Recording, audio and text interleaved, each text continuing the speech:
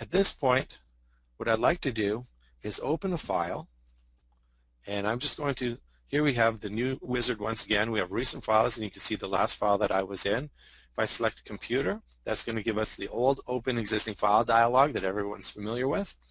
And I also have SmartSync Server. I am connected to the Caseware Cloud, so I can open files through this. Or if I had a SmartSync Server installation on my local file server, I would be able to access it in that fashion as well. I'm going to go back to my recent file and just use the USA Investments Limited as my example file. So I double-clicked it to open it up. Now, within the file, I'm going to go to Tools, Protection. At the moment, protection is not turned on. Now, if you were planning on using protection in your client files, what you'd like to do is go into your templates that you're using to create your client files and turn protection on in those files so that anytime you create a new client file, it already has the protection turned on. So this is a legacy file that did not have protection turned on. I'll turn it on now, and it wants me to enter my username, and I recall that the sub-user is the administrator, and I want to make sure I can do this, so I'll just click OK with that. Ask me if I'm sure that I want to turn protection on, and I'm going to say yes.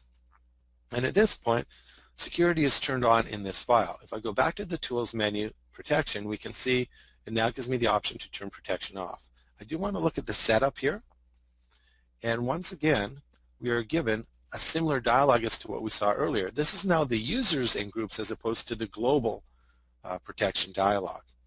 So under the ID, we have our global groups, which provides a listing of all global groups stored in the DataStore database.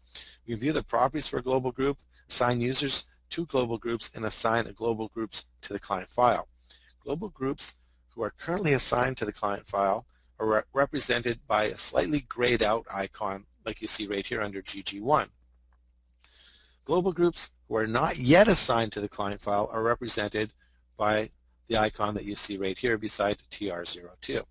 Now TR02 did not have the checkbox set to assign automatically to the client files, and that's why it's not assigned. Underneath that, we have the users, which provides a listing of all users stored in the data store.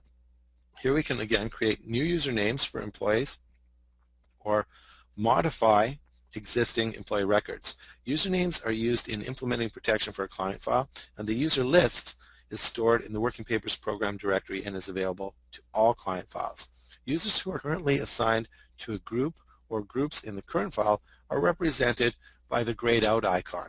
Users who are not yet assigned to a protection group are represented by the brighter icon that you see here beside Alan, Ashley, and Nate. Any changes we make in this dialog affect only the client file we are currently in and will not be pushed back to the global security settings.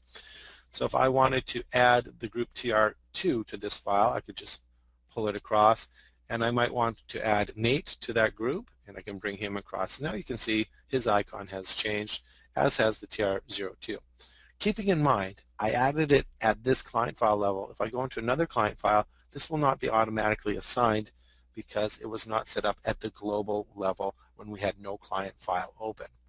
So I'm going to click OK here just to accept those changes, and that allows us to continue working in Caseware Working Papers, and it has now provided Nate the ability to access this file.